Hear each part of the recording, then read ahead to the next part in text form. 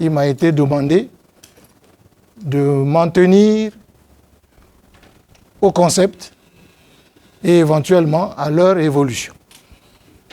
J'atterrirai néanmoins sur la question en me basant sur des informations tirées du plan national de développement sanitaire, notamment le plus récent, donc je crois celui qui a été adopté récemment, de 2023-2026. Et là-dedans, il y a des défis. Il y a un profil du système de santé qui est présenté par les plus hautes autorités du système de santé national. Et donc, peut-être que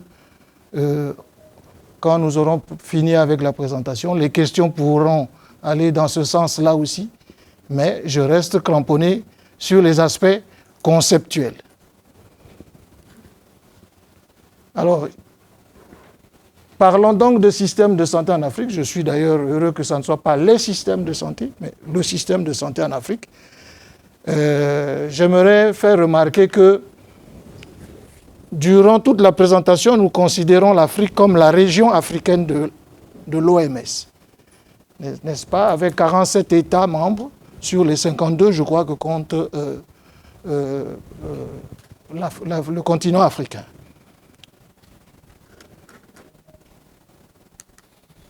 On va essayer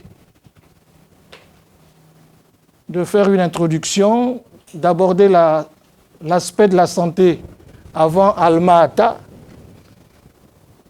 notamment en ciblant le paradigme pasteurien et les aspects de droit à la santé. Nous allons évoquer la conférence d'Alma-Ata et pourquoi il s'agit véritablement à cette conférence d'introduire le nouveau paradigme des soins de santé primaire. Nous allons bien évidemment parler du concept ou des concepts de système et système de santé. Enfin, évoquer la conférence d'Astana, qui n'est autre que la confirmation de l'approche système de santé et soins de santé primaire. Et enfin, nous allons conclure. Alors, je dirais d'entrée de jeu qu'au commencement, nous le savons tous, était l'individu, sa maladie et sa souffrance, rythmant le métronome de son existence entre vie et mort. Ça, c'est au commencement. Et puis l'intervention du médecin et de la médecine traditionnelle, occidentale, orientale ou africaine, est venue au secours de l'individu, malade ou souffrant. Et ensuite de l'individu, la maladie s'est étendue à la famille, à la communauté, occasionnant une souffrance non seulement individuelle, mais aussi sociale. Et ceci a occasionné bien évidemment, au cours des âges, le recours à plus de médecins, mais toujours est-il qu'avant 1870, la médecine est restée inefficace, ce jusque donc à la décennie 1870-1880, décennie où l'on parle de la révolution pasteurienne.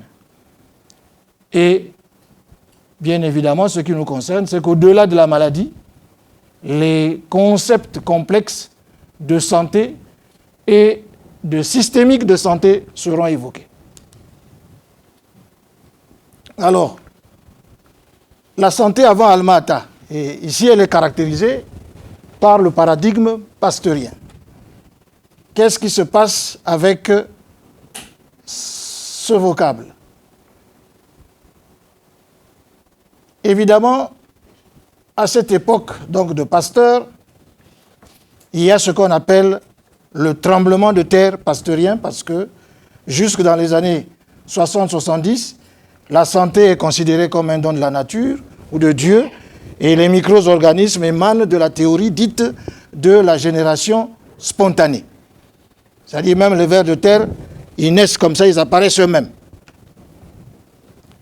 Et vous connaissez, je ne vous fais pas l'offense de l'ignorer, le 20 août 1885, il y a donc le fameux tremblement de terre où il y a la guérison réussie du petit Joseph Meister qui souffrait de rage et qui a été traité par un vaccin inventé par Pasteur. Et donc, cette guérison spectaculaire a apporté la preuve de l'efficacité d'une logique implacable, celle qui vient donc casser le paradigme de la génération spontanée. Donc, il y a une cause, donc Pasteur identifie une cause, donc il y a un germe spécifique, il y a un effet qui est là, c'est la maladie qui est apparue, notamment la crise de rage, et il y a un traitement spécifique qui est cette fois-ci apporté par le vaccin. Évidemment, cette invention de Pasteur va donc se propager à travers le monde et il y a tout un mouvement Pasteur. Les instituts Pasteur sont créés et donc le paradigme est diffusé du nord au sud à la postérité à travers les instituts Pasteur. Les médecins s'impliquent dans les aspects de police sanitaire et j'espère que nous le savons tous, c'est à partir de 1892 qu'on reconnaît le statut de la médecine comme une profession. Et c'est les créations des ordres. Les médecins qui sont à l'époque de la coloniale sont formés, pour la plupart c'est des médecins militaires, sont formés à l'Institut de Paris et ils sont les pionniers de l'organisation sanitaire à partir des tests à grande échelle, notamment en mettant en place les programmes spécifiques de santé. J'insiste sur ça parce que c'est pratiquement là, à partir de ces organisations-là, que les fondements, les bribes des systèmes de santé dans le cadre des systèmes de santé modernes vont apparaître. Et en 1851, c'est la première conférence sanitaire internationale qui a lieu à Paris sur les aspects de la lutte contre la peste, la fièvre jaune et le choléra. Donc au niveau international, il y a aussi une organisation qui est mise en place. Toujours donc après ces mouvements de la coloniale avec la mise en place des programmes spécifiques, dans les années 1946, il y a la constitution de l'OMS qui est promulguée et qui entre en vigueur en 1948. Et donc la naissance de l'OMS comme institution internationale pour regarder les aspects de santé, eh bien, l'OMS apparaît donc à partir de 1946. Et en décembre 1948, bien sûr, vous le savez, il y a la Déclaration universelle des droits de l'homme, dont l'image est juste là à côté de vous, et avec la Déclaration des droits de l'homme, on va aboutir à la notion de droit à la santé. Cette notion va découler de cette déclaration universelle qui, en décembre 1966, s'articule autour de deux traités, le Pacte international relatif aux droits économiques, sociaux, socio-culturels, et le Pacte international relatif aux droits civils et politiques. Et ces pactes, ils sont importants parce que ce sont ces pactes qui identifient les responsabilités qui incombent aux États pour respecter, protéger et réaliser les droits humains, notamment le droit à la santé. Et le droit à la santé, dans le cadre des droits de l'homme, apparaît comme 13e droit sur 19 dans le pacte international relatif aux droits économiques, sociaux et culturels. Le droit à la santé. Donc c'est un droit de l'homme.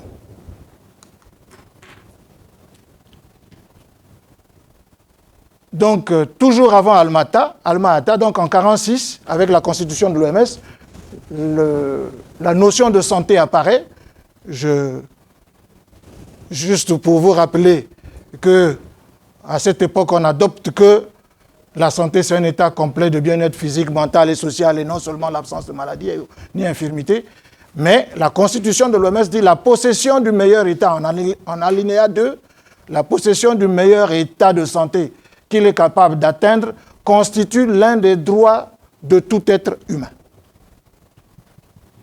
Je sais le dire déjà parce que souvent on ne met pas le lien entre l'exercice de la santé à travers les différents systèmes de santé et la santé qui est un droit fondamental. C'est un droit. Et donc, pour être en progression d'une santé de qualité meilleure, il faut disposer de moyens d'accomplissement. À partir du moment où on dit la possession du meilleur état de santé est un droit, il faut donc disposer de moyens d'accomplissement. Et la dimension politique va donc entrer dans cette définition, car elle est exigible pour les collectivités par conformité à une règle morale. C'est un droit qui ouvre une question de devoir, de responsabilité et de liberté. La santé en tant que droit pose un problème politique et par conséquent, la conception de la santé sera liée à une conception sociale.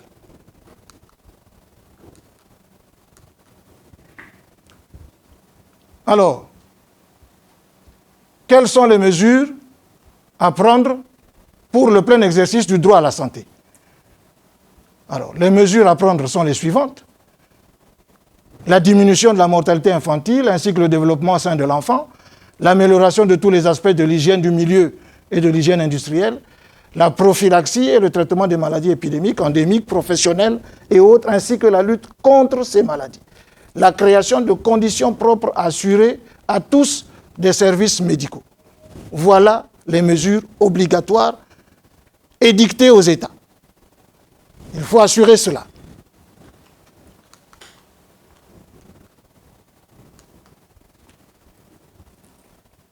Quels sont les éléments qui caractérisent et composent le droit à la santé?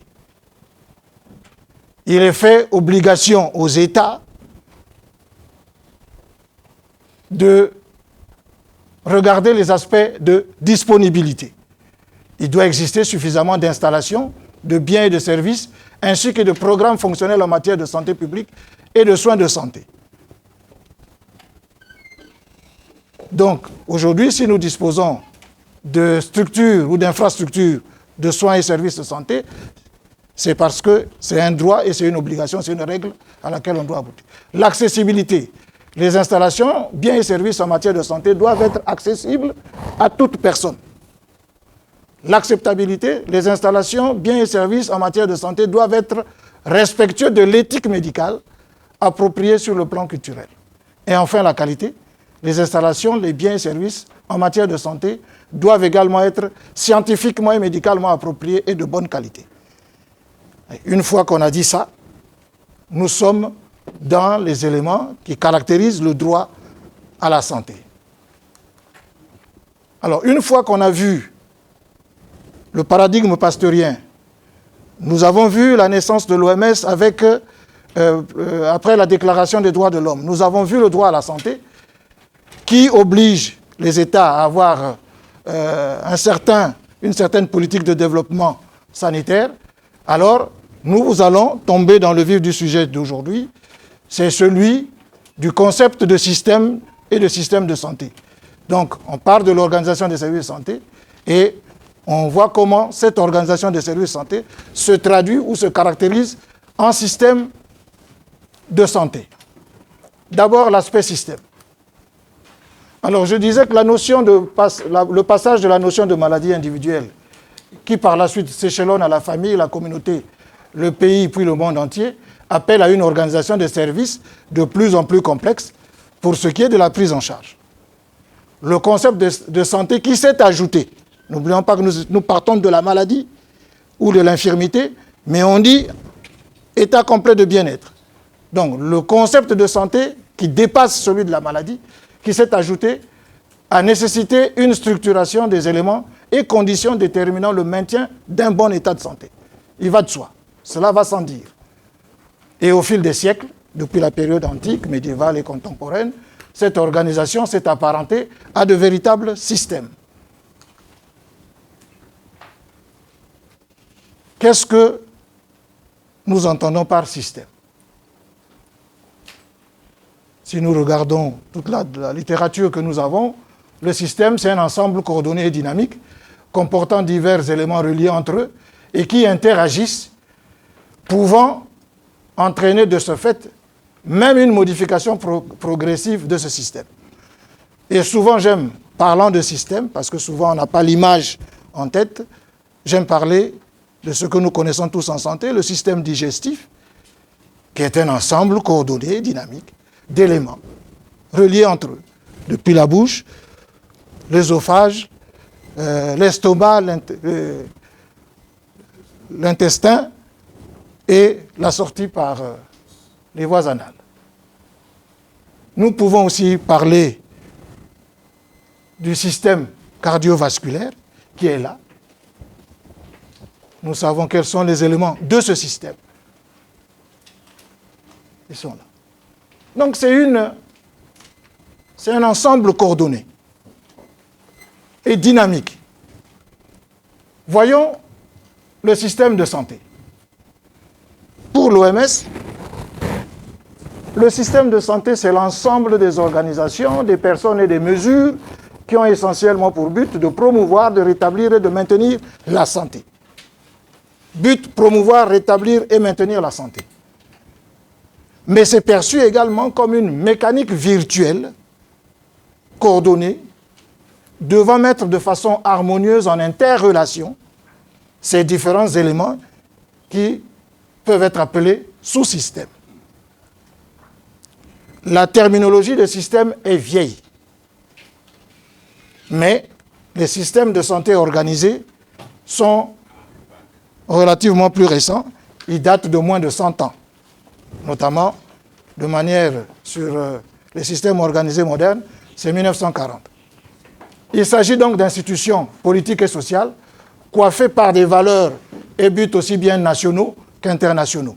Nous savons que à la sortie d'Alma-Ata, nous avons la santé pour tous à l'an 2000, valeur ou objectif international.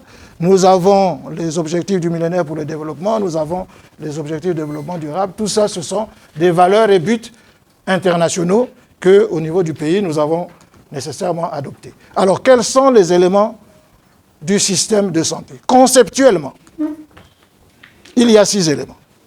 Vous pouvez, dans la littérature, trouver qu'il y en a où on met, il y a 4 éléments.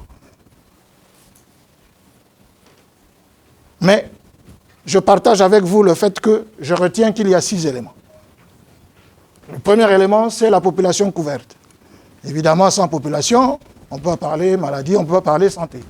Le deuxième élément, je vais assez vite, ce sont les formations sanitaires, tant publiques que privées. Ici, en parlant formation sanitaire, je prends la terminologie du Congo, celle que je connais le mieux. Chaque fois qu'on parlera de formation sanitaire dans les arrêtés du Congo, il s'agit d'établissements de soins, d'établissements de prise en charge des patients et clients en termes de soins de santé. Donc, on ne va pas appeler le laboratoire national une formation sanitaire. Donc, de manière réglementaire, chez nous, la formation sanitaire, c'est une structure de soins et services de santé. Il y a, comme troisième élément, les établissements de santé et structures productrices de ressources. Ici, il faut envisager tout ce qui est école de formation, tout ce qui est structure d'approvisionnement en médicaments, en vaccins, en produits, etc., etc. Donc, toutes les structures qui produisent des ressources.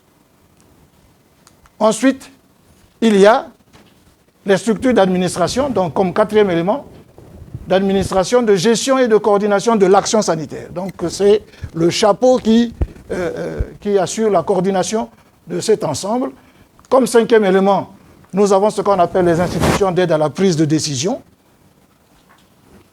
que sont les agences, les observatoires, les comités de direction, les comités de santé, etc., etc., comité national de lutte contre le sida, comité, etc., etc. Voilà. Et enfin, je le mets en 6e position, ce sont les secteurs connexes. Les secteurs connexes qui sont qui sous-tendent donc les déterminants de la santé, et je les mets sur la population parce qu'ils concernent fondamentalement la population d'abord. On verra ensuite comment ça se relie avec les autres. Alors, les secteurs connexes, il s'agit là des déterminants, ils sont là. La population, c'est ce qui constitue la demande. Tout le reste, les éléments 3, 5 et 2, constituent ce que j'appellerais l'offre des services. Et enfin, l'élément 4 constitue ce que nous pouvons appeler les organes, donc les institutions de pilotage et de coordination.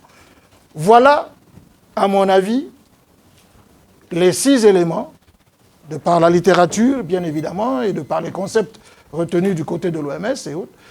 Voilà les 6 éléments qui constituent le système de santé. Bien évidemment, si nous disons qu'il y en a 4, ben, il y a le pilotage, il y a les structures d'offre de soins, il y a la demande elle-même et il y a les secteurs qui sont déterminants, disons qui sont importants pour les déterminants sociaux qui sont là. Donc les autres secteurs. Alors entre les différents éléments, on a dit qu'il y a des relations, et on va le voir. Il y a des relations.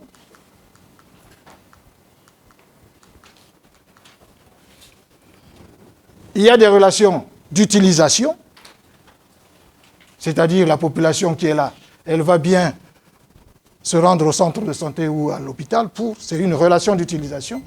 Il y a des relations institutionnelles, je n'insiste pas là-dessus. La coordination, le suivi et l'évaluation, la gouvernance et autres, ce sont des relations institutionnelles que l'élément de pilotage va avoir avec les autres éléments. Et il y a des relations, bien évidemment, économiques, où vous savez qu'il y a des flux financiers qui vont exister entre les différents éléments du système, notamment la population couverte avec les formations sanitaires et sûrement les établissements et structures productrices de ressources dans le cadre de l'achat des services, dans le cadre du paiement des soins, le paiement des actes. Ce sont là des relations économiques.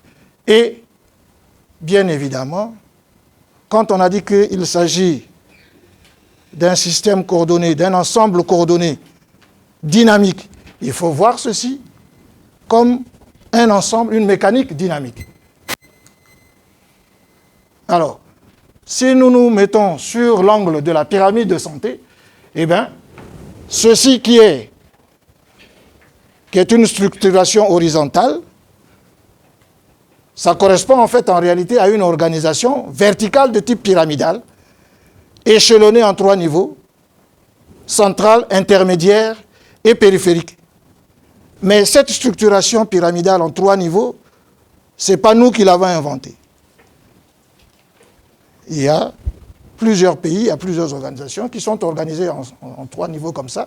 Et c'est notamment décrit par le sociologue Mintzberg, vous pouvez prendre la référence si vous voulez, et qui donne donc cette structuration en 3 niveaux de la pyramide, notamment la pyramide sanitaire. Chez nous, ou disons en Afrique, comme nous parlons de l'Afrique, dans la région africaine de l'OMS, la plupart des systèmes de santé sont structurés de cette manière. Il y a 3 niveaux. Le niveau périphérique qui est là, le niveau intermédiaire qui est au milieu et le niveau central dans la plupart des pays de la région africaine. Et évidemment, vous trouverez quelques figures particulières, peut-être avec un quatrième niveau là, mais en tout cas dans l'ensemble, c'est un système de 3 niveaux sur 3. Vous entendrez également dans la littérature qu'il y a, dans la terminologie système de santé, c'est utilisé aussi à d'autres égards. Et j'ai dit, les mécanismes de financement des soins par la population ou par un tiers, État, caisse d'assurance maladie, entreprise et relations subséquentes, sont également appelés systèmes de santé. Vous entendrez ça.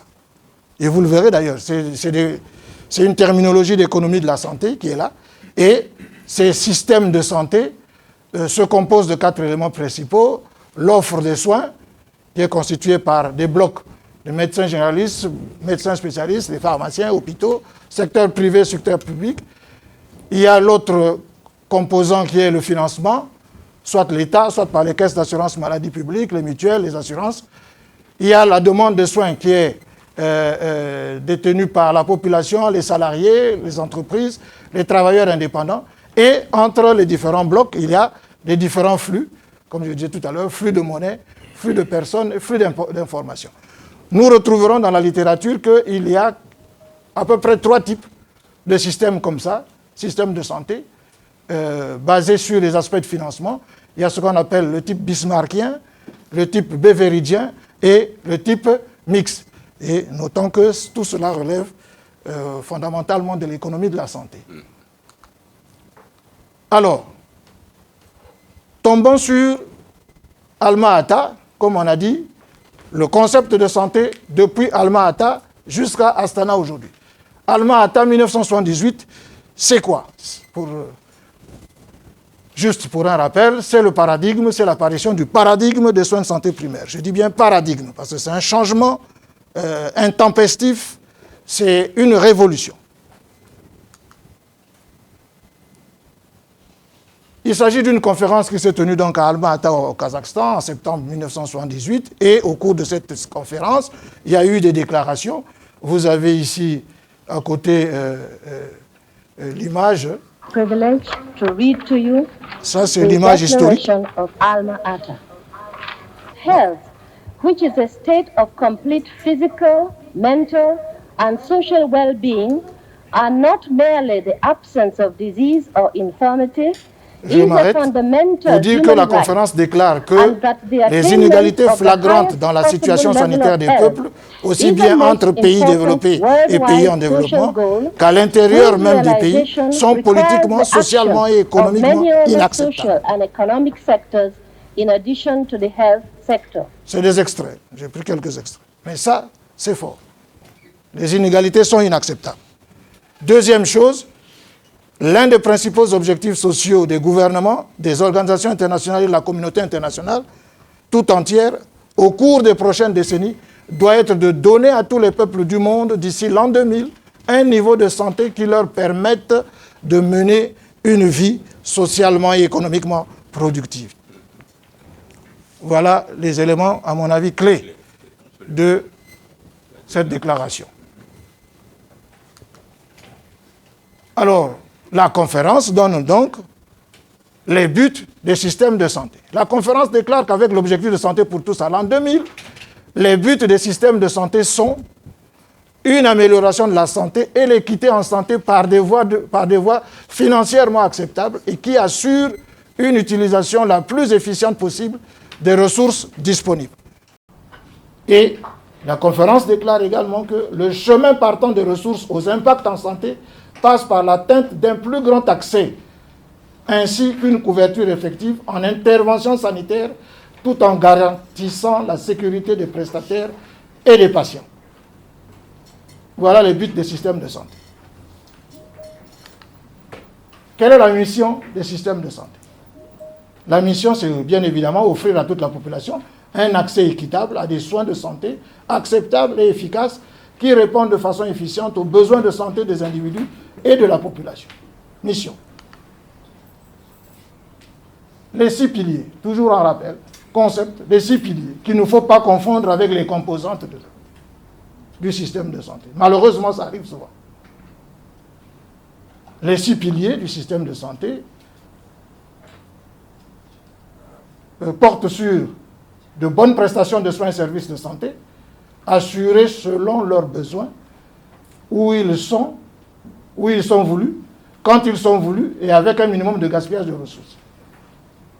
Des ressources humaines en santé performantes, je n'insiste pas, un système d'information fonctionnel garantissant une disponibilité de l'information de qualité et à temps voulu, un accès garanti aux produits de santé essentiels, médicaments essentiels, vaccins et technologies de la santé, pour les prestataires et les patients, un bon système de financement de la santé qui garantisse une disponibilité des fonds selon les besoins et qui assure une protection des utilisateurs contre les dépenses catastrophiques. Parce que les soins peuvent entraîner quelqu'un dans la pauvreté absolue, si c'est taxé trop cher. Et les comptes de la santé chez nous ont montré que, bien évidemment, la population continue à payer le tribut de soins coûteux. Et donc, les sorties d'argent, les financements par sortie d'argent des poches des ménages, ça atteint pratiquement les 40% du financement des dépenses de santé chez nous. Une bonne gouvernance, pour terminer, et le leadership tenant compte des politiques, stratégies et réglementations adoptées. Voilà les 6 piliers, on rappelle, les 6 piliers du système de santé. Alors, dans le système de santé, l'autre concept qui apparaît, c'est celui de système de santé intégré. C'est un concept. De quoi s'agit-il? Il s'agit d'un système qui nous est d'ailleurs recommandé et que le Congo a adopté, entre autres, et que la plupart des pays de la région africaine ont adopté. Il s'agit donc d'un système qui est organisé autour d'un premier échelon. Pivot du système est centré sur le malade, sur le patient, ou je dirais sur le client. Et le premier échelon représente l'interface, donc la zone de contact, le niveau de contact entre le système de santé, ses services et ses professionnels. Le premier échelon. Les soins qui sont offerts au niveau du premier échelon répondent de façon équilibrée aux caractéristiques. C'est-à-dire proposer de manière équitable des soins qui soient efficaces et efficients, des soins qui soient continus, des soins qui soient intégrés, des soins qui soient centrés sur la personne, des soins qui soient prestés dans des services de proximité avec une polyvalence et avec une permanence des soins. Voilà les soins au premier niveau. Le premier niveau, toujours donc le premier échelon, assure la synthèse des événements du patient. On dit toujours conceptuellement que le patient appartient au niveau périphérique. Et c'est de là qu'il part vers les autres structures. Et donc, la synthèse de ces événements doit être assurée au niveau périphérique. Et qui se trouve être les formations sanitaires ambulatoires qui sont dans la communauté, dans le quartier, là où vit le patient ou le client. Et on dit qu'il est appuyé par un échelon de référence complémentaire, plus ou moins complexe, et dont le paquet de services est défini, pas en fonction des critères de coût et de technicité, mais en fonction des besoins du premier échelon. C'est-à-dire qu'on met en place un échelon de référence, mais le paquet de services qu'on y met, il doit être établi sur la base d'un besoin qui relève du premier niveau. Donc on ne crée pas des hôpitaux pour les créer. C'est ce que je veux dire. Un tel système est dit intégré parce qu'il offre une prise en charge optimale des problèmes de santé à l'échelon le plus adapté. Déjà, conceptuellement, on sait que ce premier échelon prend en charge à peu près 80 à 85%, sinon 90% des problèmes de santé de la communauté. Prise en charge optimale des problèmes de santé à l'échelon le plus adapté, sans déficit dans la couverture des soins et sans chevauchement ni compétition. Il n'y a pas de compétition entre les différents niveaux de la pyramide. La réalisation d'une telle intégration par une coordination entre les éléments du système et requiert une optimisation de la circulation des patients, et de l'information et des ressources. Système intégré parce que l'accès direct à tous les échelons du système rend plus malaisé l'identification du soignant responsable de la synthèse du suivi du patient. Et enfin, le concept d'intégration des soins recouvre la notion d'articulation optimale entre soins préventifs, soins curatifs et promotionnels. Et cela justifie la référence. Cela justifie la référence. C'est-à-dire le système d'orientation recours. Qu'est-ce qui justifie le système de santé intégré? Il s'agit de regrouper les activités qui exigent un niveau identique de compétences et de matériel, donc de décentralisation, en des services identiques. En évitant d'attribuer des fonctions identiques à des structures différentes, on utilise leur design avec un maximum d'efficacité. L'hôpital n'est pas supérieur au centre de santé pour la consultation primaire, parce que qualité de la communication moins bonne. Dimension psychosociale de la maladie ne peuvent y être prises en considération. Le centre de santé est l'endroit où la caractéristique, c'est la relation humaine. L'équipe du centre de santé connaît de fond en comble, en profondeur, le patient ou le client qui est là dans la communauté. Un centre de santé qui offre des soins spécialisés, inversement, un centre de santé qui offre des soins spécialisés ne peut assurer leur qualité à cause de la petite taille de sa population. Un centre de santé ne couvre qu'une population définie. 5 000 à 10 000 en milieu rural, 15 000 à 20 000, je crois, en milieu urbain, et c'est tout. Et donc, par rapport à cette masse de population, il est clair que la demande en soins spécialisés ne peut être que réduite. Il faut donc fédérer beaucoup de centres de santé qui augmentent donc le nombre de cas de spécialités. Et en ce moment-là, on envoie ce paquet, on peut adresser ce paquet à l'échelon compétent qui est l'hôpital de référence. Et à cause de la faible fréquence des pathologies qui exigent de tels soins. Voilà la justification du système de santé, du système intégré. Toujours, au niveau des soins de santé primaires, pourquoi la conférence d'Alma-Ata, quand elle arrive, elle amène également un mouvement, sinon une approche, une nouvelle stratégie, c'est celle qui est dite stratégie du système intégré, de santé intégré du district. Donc, le district sanitaire apparaît. On parle des soins de santé primaire comme une stratégie. Pourquoi? Parce que la prise en charge des patients et clients va s'effectuer dans un flux complémentaire entre un premier niveau de soins, zone de premier contact, on l'a déjà dit, délivrant ces soins primaires, et un niveau de recours complétant cette prise en charge. Cette stratégie permet de ne pas occulter les autres niveaux d'intervention, c'est-à-dire les hôpitaux de première référence, que sont les hôpitaux de base ou les hôpitaux de district pour la plupart des pays africains, et au Congo, ce sont les hôpitaux de base. Les soins tertiaires délivrés par les hôpitaux de deuxième référence, qui sont les hôpitaux généraux, y compris le CHU, auquel on ajoute également des soins quaternaires. Et la stratégie des soins de santé primaire est développée dans le cadre de l'approche des districts de santé telle que recommandée par l'OMS. Donc, l'OMS et notamment la région africaine recommande aux États membres d'adopter cette stratégie, et la plupart des États d'ailleurs ont ratifié la déclaration de Alma-Ata sur les soins de santé primaire. Donc, il a été fait obligation pratiquement, en ratifiant, vous vous alignez sur le fait que vous devez développer des systèmes de santé intégrés de district. Ce qu'on entend par district sanitaire, c'est quoi? C'est juste un rappel, je ne vous fais pas l'offense. Ce concept apparaît à la conférence de Lusaka en 1985, c'est là où on introduit le concept de district sanitaire. Et ensuite, à la 37e session du comité régional de l'OMS, en 1987, on adopte donc le concept, la notion de district sanitaire. Et Bamako. Et Harare toujours, en 1989, c'est la déclaration de Harare sur le renforcement des districts de santé basés sur les soins de santé primaires. Et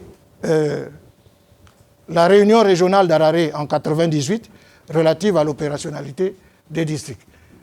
Au Congo, s'il faut citer le pays, il y a que le premier centre de santé intégré œuvrant dans le cadre des soins de santé primaire a été créé en 1987 dans le département du Niari, notamment à Dolisie.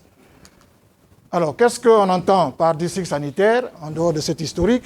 C'est une zone administrative et opérationnelle décentralisée, élément, donc, sous-système du système national de santé, dont la mission consiste à assurer des services préventifs, curatifs, promotionnels et gestionnaires en exécution de la politique sanitaire du pays. Voilà le district partout en Afrique.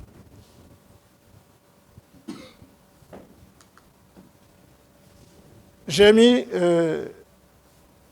ceci entre guillemets, pour donc les Congolais que nous sommes et qui sommes présents ici, il y a un décret de 2020 qui définit le district. C'est le décret numéro 551 du 20 octobre 2020, qui dit que le district sanitaire est une entité géographique, administrative et opérationnelle décentralisée, placée sous la responsabilité de la collectivité locale. Hier, le district de santé était autonome. Aujourd'hui, les districts sanitaires au niveau du Congo sont placés sous la responsabilité des élus locaux, donc des conseils départementaux, des conseils municipaux. Il faut le savoir. Elle correspond soit à un district administratif, soit à un arrondissement ou à un regroupement de district ou d'arrondissement. J'ai essayé donc de schématiser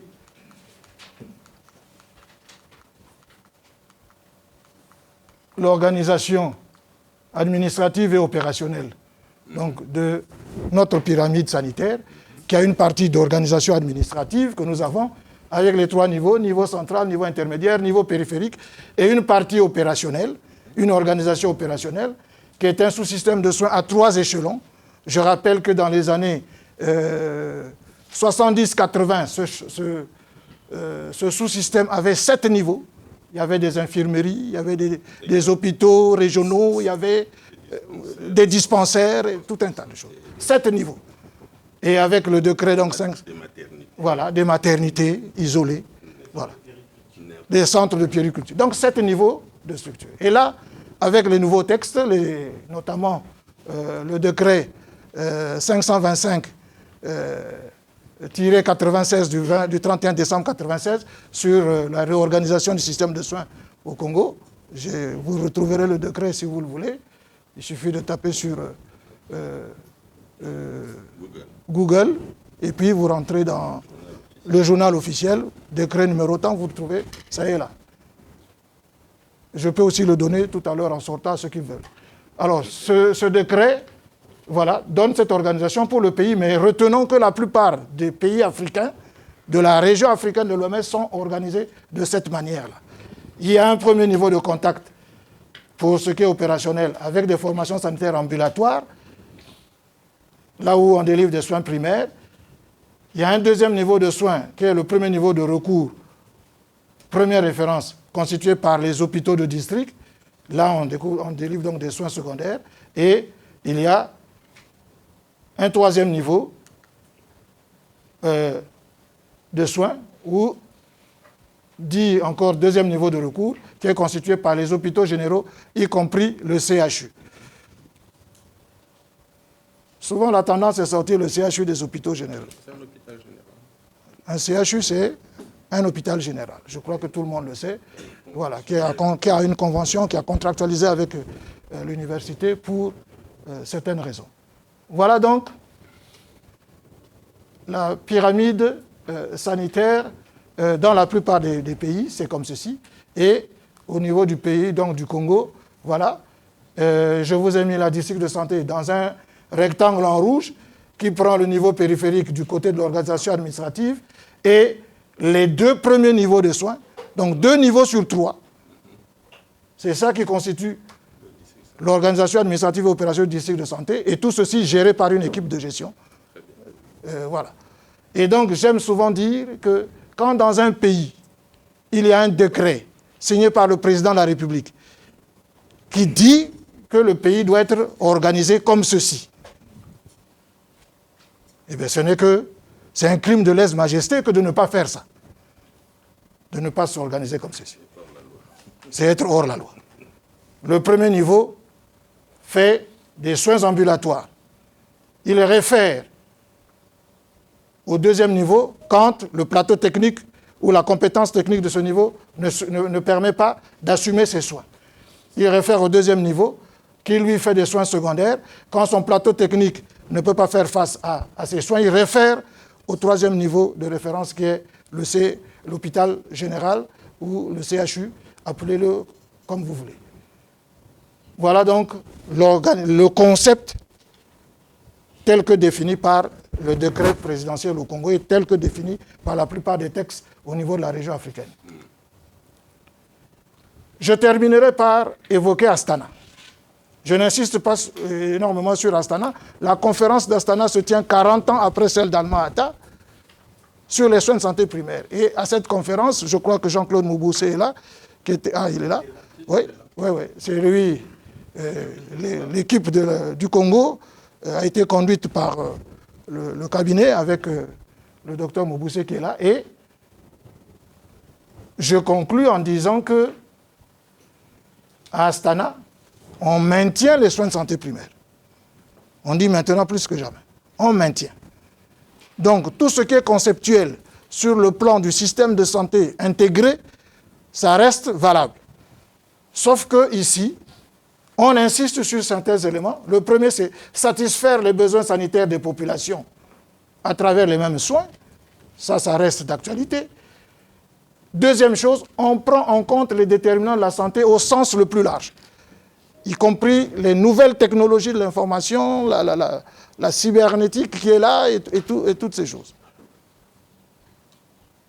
Les grands défis des changements climatiques et tout ça, c'est pris en compte dans le cadre des déterminants de la santé. Et enfin, le troisième élément, c'est la capacitation des individus, familles et communautés.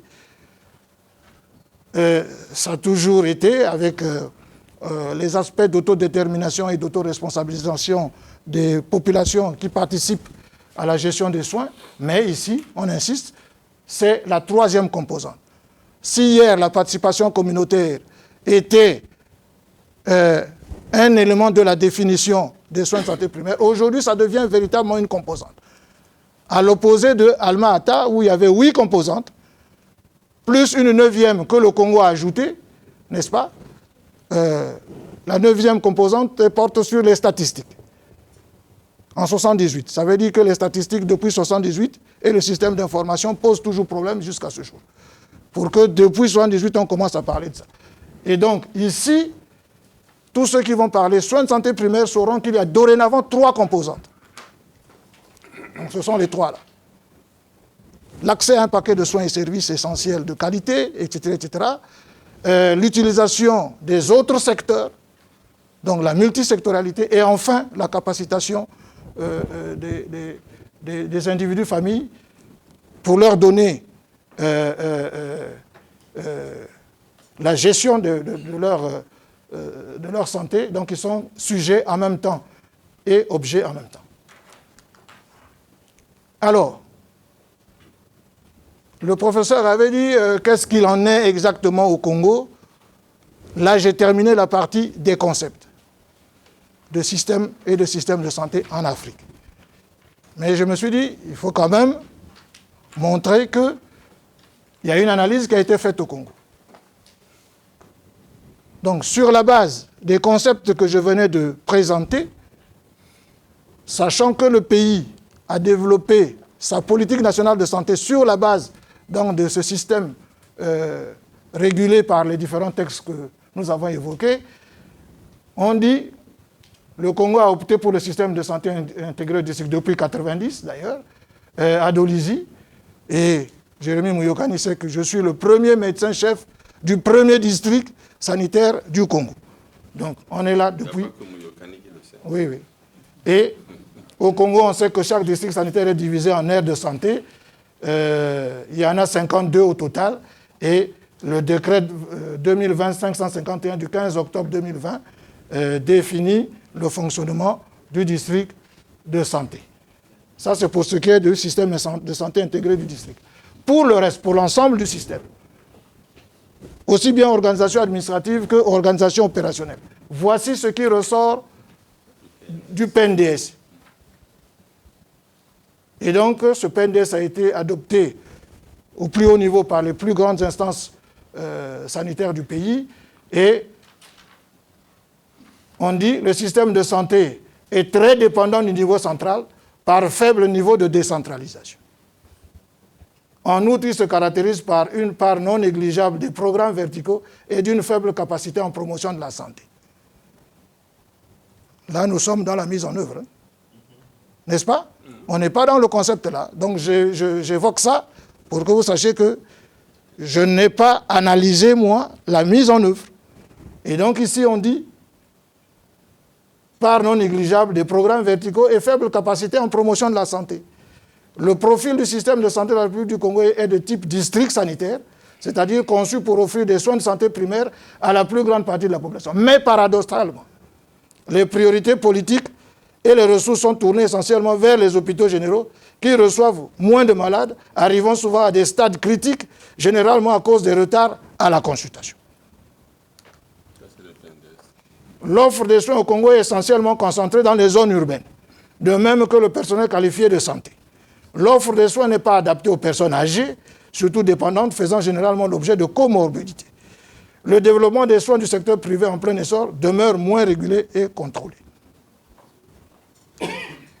En conclusion, ce n'est pas visible, je m'excuse pour cela. Je dis tout simplement que le concept de système de santé, dans sa version moderne, date des années 40.